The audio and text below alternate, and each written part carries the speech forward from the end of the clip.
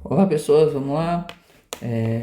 Aula 6 da quarto bimestre. Vou te pegar um negocinho aqui. Vamos dar continuidade ao nosso conteúdo. O tema dessa aula é da alienação à sociedade do cansaço. Então a gente viu até agora a evolução da tecnologia, a questão de uso de como o ser humano como predador de todos os recursos naturais, de tudo que há. E agora a gente vai falar um pouco sobre a sociedade do cansaço, tá bom? A gente vai trabalhar com um filósofo sul-coreano, não é do K-pop, mas ele é sul-coreano. Há mais coisa na Coreia do que o K-pop. Então a gente vai trabalhar este autor aqui, ó. Opa! Byung-Chul Han, tá? Então ele vai falar problematizar as formas contemporâneas de alienação a partir de uma noção de sociedade do cansaço que a gente vai trabalhar e ver. Aqui tem um videozinho, depois vocês olham se tem acesso aos slides, né? Se você baixar lá na sala do futuro, no repositório. Então ele vai fazer são aqueles vídeos sobre expectativas versus realidade, tá bom? Como em geral as situações são legais, são divertidas. E aí para pensar o que significa isso, tá bom? Vamos lá. E aí existe uma relação entre a expectativa e a realidade nesse processo de alienação. Tipo, tem vários vídeos e memes que mostram isso, né? E ironiza essas realidades, que são realidades imperfeitas, mas reais. E aí, a partir dessa análise, começa o processo de alienação. Como que se dá essa alienação? A alienação se dá na forma que você imagina que a vida deve ser de um jeito, você cria expectativas de como a vida deve ser, e aí quando você vai viver a realidade, ela não é aquilo. Esse é o processo de alienação, onde falta uma parte integral nossa, ou alienação de si mesmo, como Marx vai trabalhar no Capital, ou alienação sobre a própria visão da realidade, tá bom? E ele vai falar que é um processo de alienação da contemporaneidade. O indivíduo, quer dizer, o ser humano, ele tenta corresponder às ideias que lhe são expostas, muitas vezes por focos artificiais. Então é posto pra gente o que deve ser a realidade, como que é, e a gente fracassa para alcançar essas metas sociais. Sabe aquela frase que fica falando, papel de homem é tal coisa, o homem deve agir de tal jeito, isso não é coisa de mulher, então você cria uma expectativa do que o homem tem que ser e o que a mulher tem que ser. Isso gera uma frustração, porque na realidade a gente não é assim, na realidade não é isso que acontece, tudo bem? Então, o fracasso diante da expectativa e pode levar a um desgaste físico e mental, porque você tem que atingir metas inatingíveis, tá bom? Vamos lá. Aqui tem um vídeo do Leandro Carnal, que vai falar sobre o que é felicidade no mundo contemporâneo, que ele vai tratar exatamente as ideias do Byung-Chul Han. Byung-Chul Han, que é o autor que a gente está vendo. Não sei se eu falei certo o primeiro nome dele. O Karnal, para quem não conhece, ele é um historiador, ele é professor da Unicamp, mas ele tem vários vídeos sobre filosofia. Ele é um comunicador, tá? Primeira coisa, o que é essa alienação que eu falei várias vezes já? Alienação pode ser entendida de diferentes maneiras, mas mas é uma maneira de alienamento, quer dizer, de inconsciência, tá bom? Isso aqui é importante. A falta de percepção do próprio interesse. É uma falta de percepção de quem você é. Você tira aquilo que é mais essencial. Você não sabe mais o que você gosta ou o que você quer fazer. Então você precisa de outras pessoas para dizer o que você é ou quem você é. Tudo bem?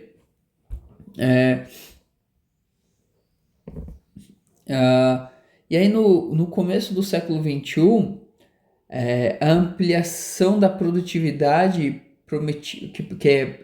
prometia libertar o ser humano do fardo do trabalho. Quer dizer, quanto mais tecnologia, menos trabalho a gente vai ter. Pensa a questão do chat. Com a ideia do chat, eu preciso pensar menos, eu preciso ser menos criativo. Eu não preciso desenvolver um trabalho, ele vem pronto. Antes você tinha que escrever um trabalho. dava trabalho. Depois você começou a datilografar, depois você começou a digitar, é muito mais rápido. Depois você começou a dar Ctrl+C, Ctrl+V, mas você tem que ler um artigo, procurar em site e tudo mais. Agora não, você simplesmente digita um prompt, um comando numa inteligência artificial e ela vem com o trabalho pronto, formatado do jeito que você quiser. É só imprimir, entregar ou mandar o e-mail. Então esse excesso de produtividade que ele fala aqui, ó, produtividade liberta o ser humano, pelo menos tinha a promessa de libertar do fardo do trabalho, do cansaço desse trabalho, oferecendo mais tempo para realizar as atividades a realização dos potenciais humanos. Quais são os potenciais humanos?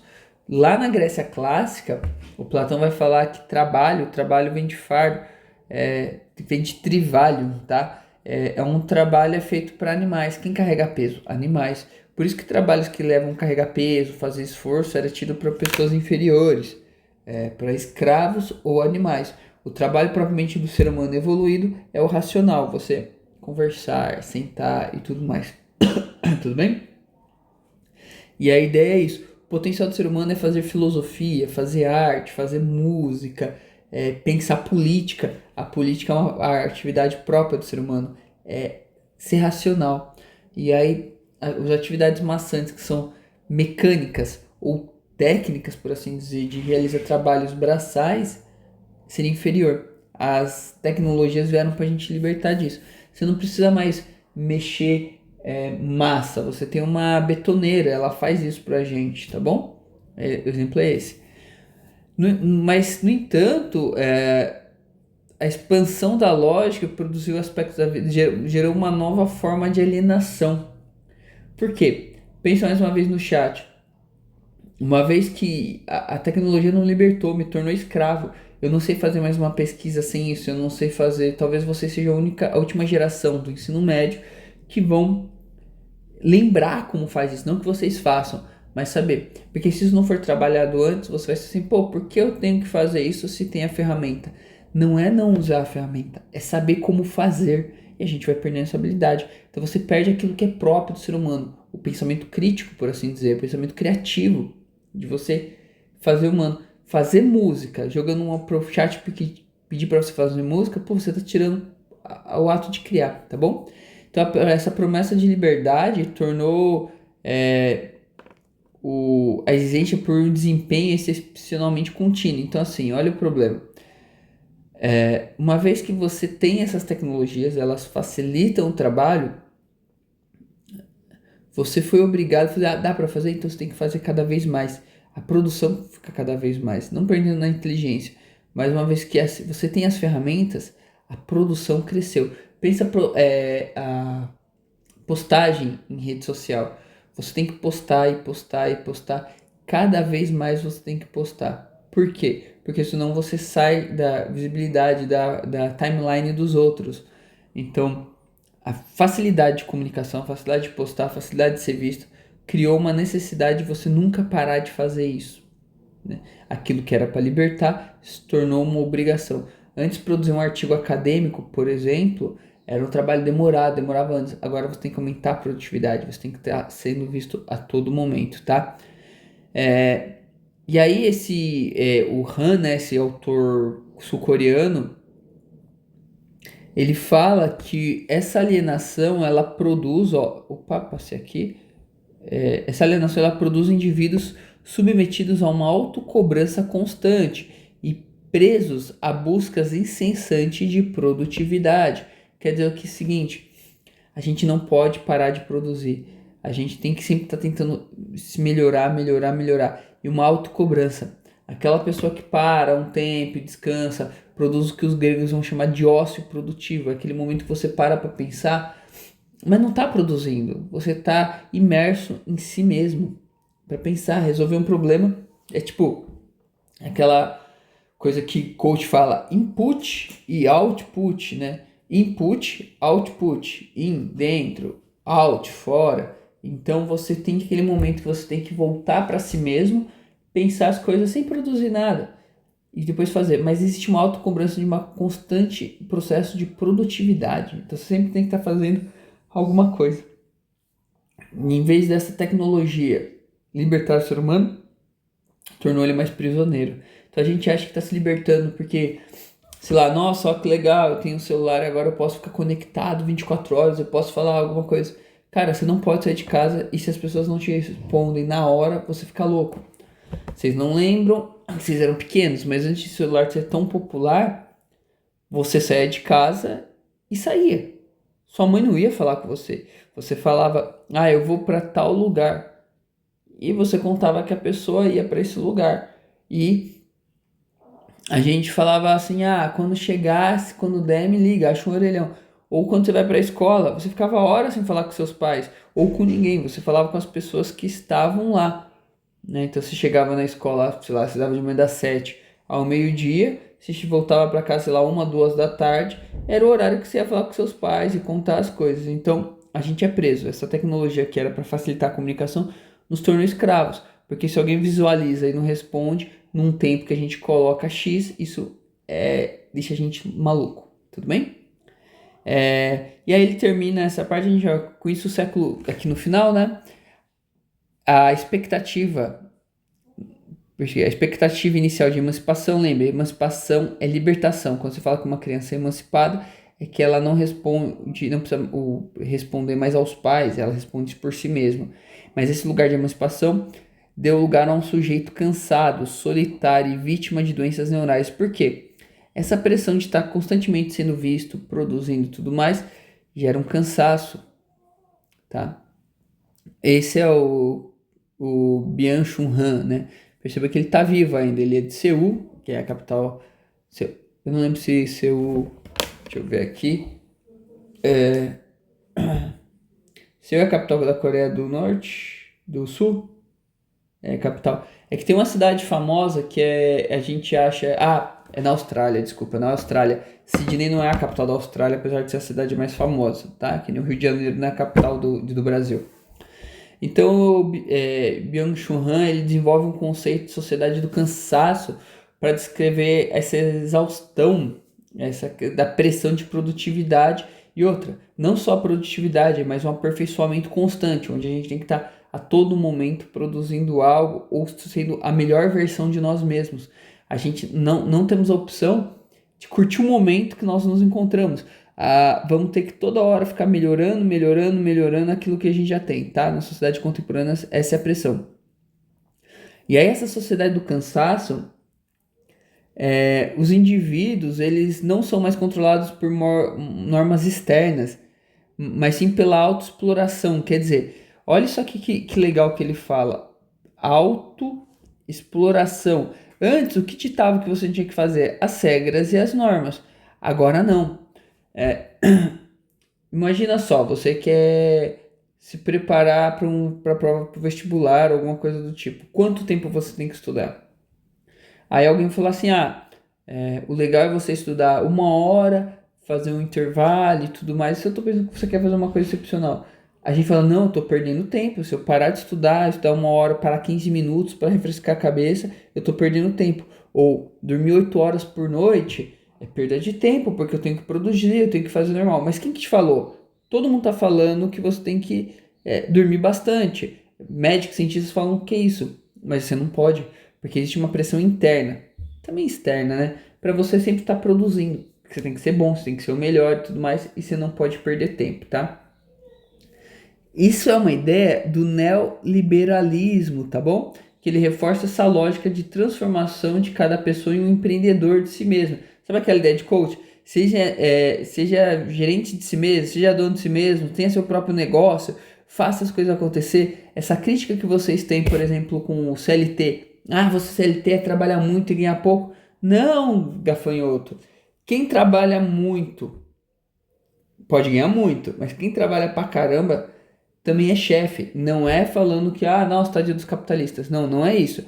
Grandes empresários, os caras lá tá à frente, tipo, sei lá, a Coca não tem um dono só, mas imagina, o dono da Coca-Cola. Lá sim, o cara tá nadando de braçada sem fazer nada, porque ele já construiu um império. Mas o cara que pensou naquilo trabalhou muito. Ter uma empresa não é só sair, sei lá, você vai fazer uma empresa que vai vender. Deixa eu ver. Você vai vender água, uma garrafinha de água. No começo, você não vai simplesmente vender a água e esperar os dólares entrar. Você vai ter que fazer publicidade, você vai ter que fazer contabilidade, vai ter que administrar funcionário. Tudo é você, vou contratar alguém. Contratar com qual dinheiro? Você não tem nada. Você só fez o dinheiro para fazer a empresa, tudo bem? Então, trabalha pra caramba. Empreendedor de si mesmo, empreender de si mesmo, é você se tornar uma versão melhor de sempre do que você é. Sempre tentando superar os próprios limites, tudo bem? Isso é uma ideia do neoliberalismo, ser melhor e melhor e melhor e melhor para gerar competitividade. Quando você fala assim, não, tá bom do jeito que eu tô, parece que o cara é um alienígena, beleza? E aqui a gente tem a ideia da sociedade do cansaço e as características. E o Han, ele vai falar que é uma marca da sociedade do século XX, que estruturava a partir de um paradigma. Paradigma é uma terma que é usada há muito tempo, que foi consagrado também por um filósofo que chama Thomas Kuhn, que ele morreu em 92, num livro que chama Estruturas da Revolução Científica. É um livro de 1962, tá?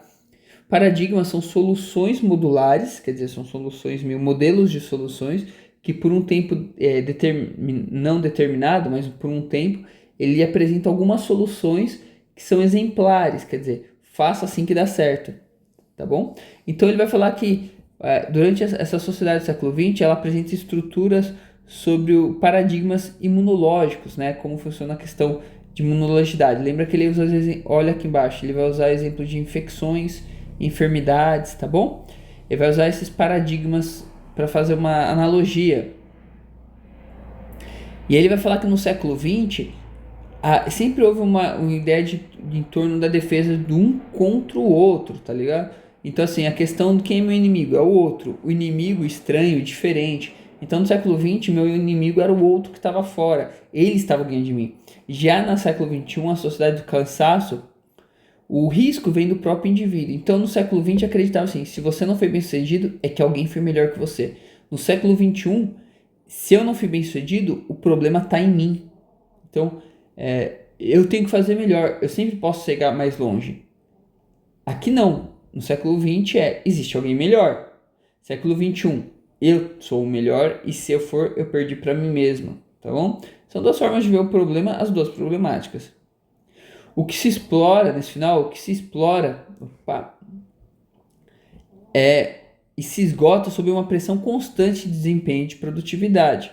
E aí os dois exemplos que caracterizam essa sociedade do cansaço, tá bom? Ele coloca, primeiro, nesse primeiro quadro rosa aqui, tá bom? Negatividade e positividade. Na sociedade viral, vírus por quê? Lembra, paradigma imunológico, viral como um vírus. Prevalece as proibições, exclusões e barreiras. Já da sociedade do cansaço, se estrutura na positividade, no excesso de estímulo e cobrança de desempenho. Então, quer dizer o seguinte, no século XX prevalecia a ideia de proibição, exclusão e barreiras. Eu não vou lá porque não é permitido que eu vá, tá bom? Já na sociedade do século XXI, existe uma ideia positiva, um estímulo e cobrança de desempenho. Eu não cheguei lá porque eu não me esforcei o suficiente. E aí você tem que se esforçar cada vez mais. Já no segundo quadro, tá falando o quê? Nesse segundo quadro rosa, infecções versus enfermidades neurais, tá bom? O que é uma infecção? No século XX, a infecção é marcada por uma doença infecciosa que vem de fora, algo que te contaminou, tá bom? Você pegou uma gripe e tudo mais. Já no século XXI, as doenças são psíquicas, como depressão, burnout. Burnout é quando você tem um excesso de trabalho e você chega no ápice, tá? Vocês não têm burnout ainda. Burnout dá quando os trabalhadores só pensa em trabalho. É um nível absurdo. Entre outras ideias, pode chegar por estudo também. Então, as enfermidades neurais são esgotamento de si mesmo, quando você não consegue mais dar conta, tá bom? Então, a infecção vem de fora e as enfermidades neurais é uma coisa de dentro, que você não consegue lidar com os problemas. E o cansaço e a autoexploração. Existe uma ideia que o Han vai colocar que você tem que ser capaz de fazer tudo ao mesmo tempo. Tem que assobiar enquanto come paçoca, né? Porque pessoas têm que fazer isso. Perceba nessa foto, nessa moça, o bambolê aqui tá ligado à relação de diversão, sei lá, diversão. O headphone de comunicação, isso aqui com trabalho, também com comunicação talvez do Twitter aqui, esporte e tal. Então você tem que fazer tudo ao mesmo tempo. Você tem que trabalhar, estudar, se divertir e você tem que dar conta disso, tá bom? Vale a pena ler esse quadro aqui que ele coloca, ó. Acompanha aí.